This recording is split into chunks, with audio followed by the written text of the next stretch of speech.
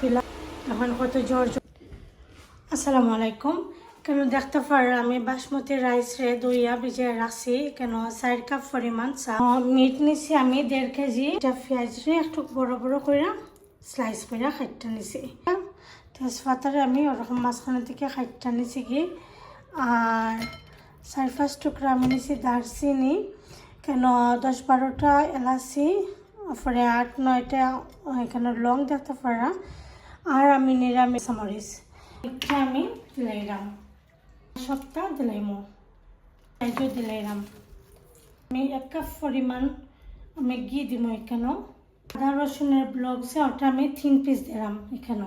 তো একটু আন্দাজ করে দিতাম হইব, কারণ পরে আবার আমি ফুলাবের চাউলের মধ্যে তুলা দিব। পিছনে একটু মিক্স করে দিলাইমো। পানি উঠছে, তেলটা বাইসে উঠছে। এখন আমি এখানে মশলা দিলাইমো। পাউডার দিলাম আমি 1 টিস্পুন, দেখতে পারেন। জিরার পাউডার দিলাম আমি 1 টিস্পুন, ছোলা পাউডার আমি দিলাম 1 টিস্পুন, আর 1/2 টিস্পুন দিব আমি কারি পাউডার, একটু কালারে লাগে সুন্দর একটা মিক্স করে নিলাম। সেইটারে 10 মিনিট রান্না করবো। এখন মিটটা হয়ে গেছে, কিন্তু এখন যে চাউল তৈরি রাখছিলাম চাউলটা বাজবো। থোড়া করে ঘি দিব, কারণ ওটার মাঝে অলরেডি আমি ঘি দিছিলাম। জিরা দিলাম, আস্তা জিরা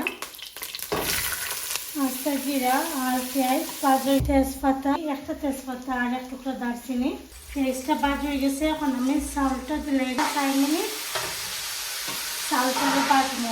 এটা দিলাইব দেখতে না 3-4 মিনিট বাজবো। এখন আমি কেটলে গরম পানি দিলাম।